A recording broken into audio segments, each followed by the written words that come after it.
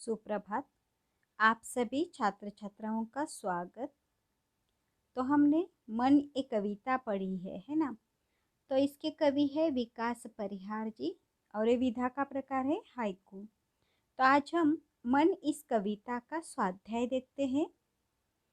तो स्वाध्याय में किस प्रकार के प्रश्न पूछे जाते हैं और उसके उत्तर किस तरह से लिखने आवश्यक होते हैं, इसकी जानकारी हम इस माध्यम से लेते हैं। तो देखो, इसका पहला प्रश्न है, सूचना के अनुसार कृतियां कीजिए। इसमें पहला है, लिखिए निम्नलिखित हाइकू द्वारा मिलने वाला संदेश। तो यहाँ पर दो पंक्तियां दी गई है। पहली पंक्ति है, करते जाओ पाने की मत सोचो जीवन सारा। और दूसरी पंक्ति है, भीतरी कुंठा नैनों के द्वार से आई बाहर।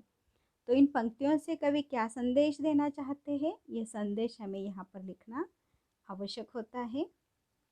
तो इसका उत्तर है, करते जाओ पाने की मत सोचो जीवन सारा।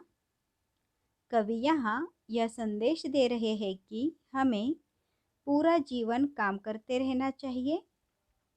फल प्राप्ति की इच्छा करने की बजाय कर्म करते रहना चाहिए। यानी हमें पूरा जीवन काम करते रहना चाहिए, यह नहीं सोचते रहना चाहिए कि हमें क्या प्राप्त होगा।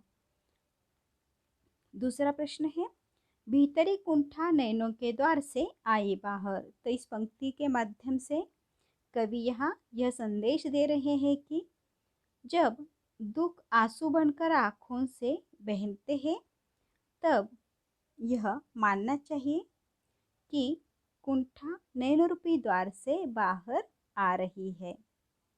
अगला प्रश्न है, कृति पूर्ण कीजिए। हाइकू में प्रयुक्त महीना और उसकी ऋतु। यानी मन इस कविता में कौन से महीने का उल्लेख हुआ है और उसकी ऋतु कौन सी है।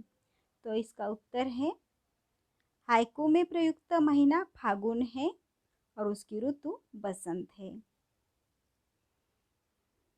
अगला प्रश्न है, उत्तर लिखिए। इसमें पहला, मंझधार में डोले। दूसरा, छिपे हुए। तीसरा, धुल गए। चौथा, अमर हुए। तो इस प्रश्न का उत्तर है, मंझधार में डोले जीवन नैया। दूसरा, छिपे हुए सितारे। तीसरा, धुल गए विषाद। चौथा, अमर हुए गीतों के स्वर। तो इन प्रश्नों के इस प्रकार उत्तर लिखने आवश्यक है। अगला प्रश्न है, निम्नलिखित काव्य पंक्तियों का केंद्रीय भाव स्पष्ट कीजिए। केंद्रीय भाव यानी अर्थ यहाँ पर लिखना आवश्यक होता है। तो पहली पंक्ति है, चलती साथ पटरियां रेल की फिर भी मौन। और दूसरी है, कांटों के बीच खिलखिलाता फूल देता प्रेरणा।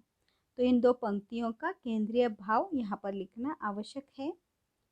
तो चलती साथ पटरियां रेल की फिर भी मौन, इसका उत्तर है, कवि कहते हैं रेलगाड़ी की पटरियां हमेशा साथ चल रही है परंतु सदा मौन रहती है, एक दूसरे से कभी बात नहीं करती।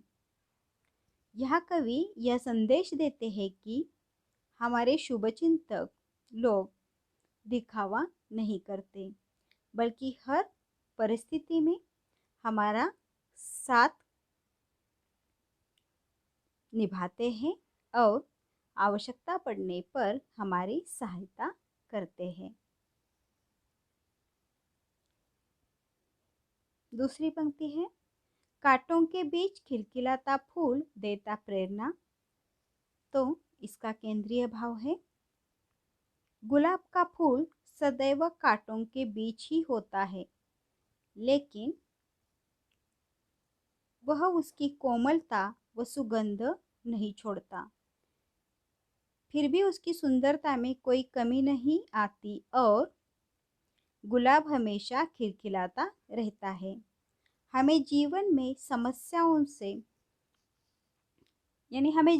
समस्याओं में गुलाब की तरह खिलखिलाते रहना चाहिए या खिलखिलाते रहना है।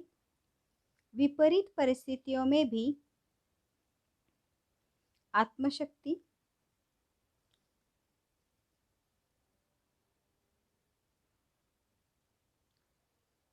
के साथ सामना करते हुए हमें गुलाब की तरह मुस्कुराते हुए जीवन जीना चाहिए। दूसरों के लिए प्रेरणा बनना चाहिए। यानी यहाँ पर विपरीत परिस्थितियों में भी आत्मशक्ति एवं दृढ़ता के साथ सामना करते हुए हमें गुलाब की तरह मुस्कुराते हुए जीवन जीना चाहिए।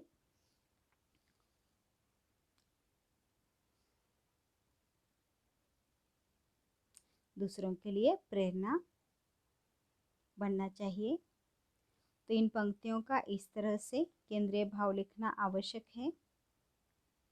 अगला प्रश्न है, परिणाम लिखिए। इसमें पहला है सितारों का छिपना, तो इसका परिणाम क्या हो जाता है? तो उत्तर है सुना आकाश।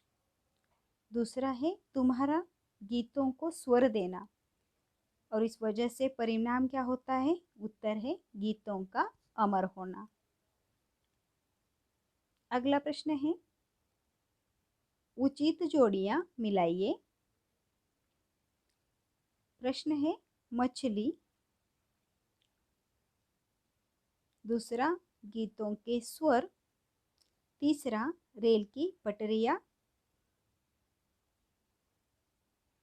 चौथा आकाश। तो ये अ विभाग में दिया गया है, और आ में दिए हैं मौन, सूना, प्यासी, अमर, पीड़ा। तो ये जो प्रश्न आपके सामने है, इससे क्या करना है? उचित जोड़ियां मिलानी है। तो आइए देखते हैं इसका उत्तर।